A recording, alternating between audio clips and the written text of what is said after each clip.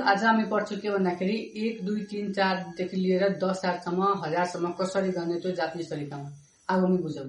जस्तै हामीलाई एकलाई के भन्छ त इची, दुईलाई के भन्छ त नि, तीनलाई के भन्छ त सान, चारलाई के भन्छ त रियोन अथवा सी, पाँचलाई के भन्छ त गो, छलाई के भन्छ त रोकु, सातलाई के भन्छ नाना र आठलाई के भन्छ हाती र 10लाई क्यु र 9लाई क्यु र 10लाई जिउ। अब हामी 10 सम्म त हामीले आयो हैन। अब 10 देखि लिएर 100 सम्म कसरी लेख्ने? 10 + 1 = 11 भयो। अब 11 भन्नाले जापानमा के भन्नु भन्दाखेरि 10 + 1 = 11। अब यसलाई के गर्ने? 10 लाई के भन्छ त जिउ भन्छ। Very good. जिउ भनेको 10 अनि 1 लाई के भन्छ भन्दाखेरि इची, त के भयो यो 11 11 भयो है। त्यस्तै हामीले अब 12 लेख्नु छ भने के गर्ने? 10 + 2 = 12। अब 10 लाई के भन्छ भन्दाखेरि यहाँ जिउ अनि 2 लाई के भन्छ भन्दाखेरि के भन्छ नि। भेरी गुड भन्नाले 12। यस्तै गर्दा गर्दा गर्दा गर्दा हामीले कतिसम्म आउँछौँ भन्दाखेरि 20 सम्म आउँछ। अनि 20 लाई हामी के भन्ने भन्दाखेरि यसलाई पहिला के गर्नु भन्दाखेरि हामी 19 सम्म त लेख्छौँ हैन। यसरी गर्दाखेरि हामी 19 सम्म आउँछौँ। अब 19 पछि हामीले के आउँछ भन्दाखेरि 20 भनेको 20। अब 20 लाई कसरी त्यस्तै लेख्ने भनेर हामी सिक्छौँ। 20 लाई के गर्नेलाई टुक्राइ आउने। कसरी टुक्राउने भन्दाखेरि 2 × 10 = 20 हुन्छ। अनि त्यस्तै हामी 2 लाई के भन्छौँ भन्दाखेरि नि अनि 10 लाई के भन्छु भन्दा जिउ भन्नाले के भयो त 20 भनेको नि जिउ भन्नाले 20। त्यस्तै अब हामी 21 लेख्नु छ भने जस्तै 21 हामी यहाँ 21 भयो। अब यसलाई टुक्राउ। यसलाई 2 × 10 भनेको 20 अनि +1 गर भने के भयो 21। अब हामी चार्जमा कसरी लेख्ने? 2 लाई नि, भेरी गुड, अनि 10 लाई के भन्दाखेरि जिउ, भेरी नाइस, अनि 1 लाई के भन्नु भन्दाखेरि इची भन्नाले कति भयो 21 भनेको नि जिउ इची भनेको 21। यसरी गर्दा गर्दा गर्दा गर्दा गर्दा हामी 100 सम्म लेख्न सकिन्छौँ। जस्तै फेरि अब हामी 29 मा आयौँ हैन। अब 29 लाई तोड। 29 कसरी तोड्ने भन्दाखेरि 2 × है 2 × कट। जस्तै अब हामी 29 मा गयौँ। अब 29 लाई हामी कसरी तोड्ने भन्दाखेरि जस्तै 29 भनेको 2 × 10 + 9 भन्नाले कति भयो त 29। अब 29 लाई अब यो तोड्ने जुन हामी तोडेका छौँ नि यसलाई खण्डित रूपमा, अब त्यसलाई अब जापानीमा लेख्ने। 2 लाई के लेख्ने भन्दाखेरि नि, 10 लाई के लेख्ने भन्दाखेरि जिउ अनि 9 लाई के लेख्ने भन्दाखेरि क्यु। के भयो नि जिउ क्यु भनेको 29। अब त्यसपछि हामी 30 मा गयौँ। 30 लाई के गर्ने त 3 × 10 = 30 अनि 3 लाई के भन्ने हामी सान अनि 30 लाई जिउ। हामी 1 देखि 10 सम्म आउँछ भने हामी मजाले लेख्न सक्छौँ। त्यस्तै अब हामी 31 मा जाऊ। 31 लाई के भन्छ 3 × 10 + 1 भनेको 31। अब 31 लाई के गर्ने भन्दाखेरि सान अनि यहाँ जिउ अनि इची भनेको 1 त्यो भयो 31। यस्तै गर्दा गर्दा गर्दा गर्दा हामी 99 सम्म जान्छौँ।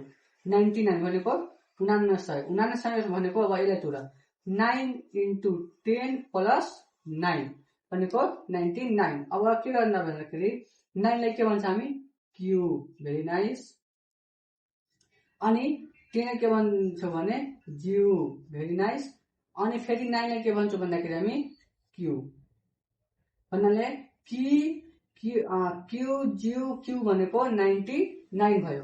त्यस्तै अब हामी यति 99 सम्म आउँछ भने 100 लाई फेरि अर्को कुरा भन्छ। जस्तै यहाँ जान्ने 100 भनेको हयाकु भनेको 100। अब त्यस्तै 200 भन्दाखेरि 2 लाई हामी के भन्छौँ त जस्तै 200 लाई हामी खण्डित गर।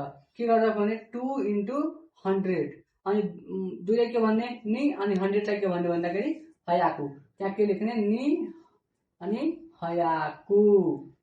सेम हो कि यसमा गर्नु पर्दैन कि नि यहाँको भनेको 200। त्यसै त हुन्छ। तर यहाँ हामी आउँदाखेरि 300 अनि यहाँ 600 र हामी 800 मा अलिक चेन्ज छ। त्यो त्यसै क्रममा चाहिँ तोड्दै जाने, तर जुन लास्टको हुन्छ भने त्यो चेन्ज हुन्छ। जस्तै सान छ, सान भन्नाले हामी अब हामी 300 लाई तोडौँ। 300 छ अब 300लाई कसरी तोड्नु भन्दाखेरि 3 × 100 मा तोड्ने 300लाई। अब 3 × 100 भन्नाले के हुन्छ भने सान अनि हयाकु, तर यो रङ हुन्छ है। सान त हुन्छ तर हयाकुको साथ यहाँ ब्याको हुन्छ, हामीले यो याद गर्नुपर्छ। त्यस्तै फेरि अब 400लाई के गर्ने त 4 × 100, 4ले के पर्ने त योन अनि 100लाई हयाकु भन्नाले अरू सबमा यो नियम लाग्छ, तर यो 300, 600 र 800 मा लाग्दैन। अब हामी एकचोटि पढौँ ल। हयाकु भनेको 100, नियाकु भनेको 200, सान ब्याकु भनेको 300, योन याकु भनेको 400, गो हयाकु भनेको 500, रो प्याकु भनेको 600। के रो प्याकु याद गर्नुपर्ने भनेको 3, 6 र 8। रो प्याकु भनेको 600, फेरि नाना याकु भनेको 700, हा प्याकु भनेको 800, क्यु याकु भनेको 900, सेन भनेको 1000 अनि मान भनेको 10,000। के छ भन्दाखेरि जापानमा एकैचोटि एउटा 10,000 को नोट आउँछ के, त्यसलाई के भन्छ मान। 1 मान, 2 मान, 3 मान, कति मान पैसा आयो त्यो हाम्रो भयो। अब हामी सेन भनेको त 1000 भयो हैन। अब हामी कतिसम्म त सेनसम्म पढेको थियौँ, केसम्म त सेन। सेन भनेको 1000। अब हामी 2000लाई कसरी भन्ने, 2000 भनेको यहाँ 2000 भनेको हामी 2 1 2 3 काइन डाइन सकेर 1000 2000 तुर्ने के तुर्ने त 2 × 1000 काइन 1000। अब 2लाई के भन्ने हामी नि भन्ने हो, भेरी नाइस। अनि 1000लाई के भन्ने भन्दाखेरि हामी सेन भन्ने, सेनलाई के भन्छौँ हामी 1000, त्यहाँ के भनिदिने त सेन। नि सेन भनेको 2000। त्यस्तै हामी 3000लाई गरौँ, तर 3000 मा फेरि त्यो रुल लाग्दैन। हुन त 3 × अनि 1000 तुर्ने, तर 3लाई सान भन्ने, तर यहाँ जुन सेन हामी छौँ नि 1000लाई सेन पढेका छौँ, त्यो सेन नभएर यहाँ के हुन्छ भन्दाखेरि जेन हुन्छ। के हुन्छ यो सान जेन हुन्छ। त्यसमा के हुन्छ भन्दाखेरि 3000 मा सान जेन, यहाँ सान जेन लेख्ने, यो नलेख्ने। त्यस्तै अब हामी सेम त्यस्तै के 4000लाई टुक्रा पारेर के योन सेन, गो सेन, रोकु सेन, नाना सेन, फेरि 8 मा आएर हामी चेन्ज हुन्छ। के हुन्छ भन्दाखेरि हासेन हुन्छ। के हुन्छ हा स सेन भन्नाले यसको अर्थलाई के हुन्छ भन्दाखेरि हा सानुचु अनि सेन भनेको हासेन भनेको 8000, चेन्ज भनेको एउटा 3000 अनि 8000 मा हुन्छ। अनि फेरि हामी 9000ले के भन्छ त क्यु सेन, फेरि त्यही रुल लाग्छ के। अनि 10लाई चाहिँ हामी मान भन्छौँ नि भन्छौँ। हामीले के बुझ्यो भन्दाखेरि यदि हामीलाई 1 देखि लिएर 10 सम्म राम्ररी आएको छ भने हामी यो सबै गर्न सक्छौँ। एकचोटि हामी रिभिजन गरौँ भन्दाखेरि 1 देखि लिएर 10 सम्म भनेको इची, नि, सान, योन, गो, रोकु, नाना, हाची, क्यु, जिउ भयो 10 सम्म। 10 सम्म त्यो हजुरले आउँछ भने तपाईँ यो सबै लेख्न सक्नुहुन्छ। यदि तपाईँले अनलाइन क्लास गर्न चाहनुहुन्छ भने सम्पर्क गर्न नबिर्सनु होला। हस्, धन्यवाद।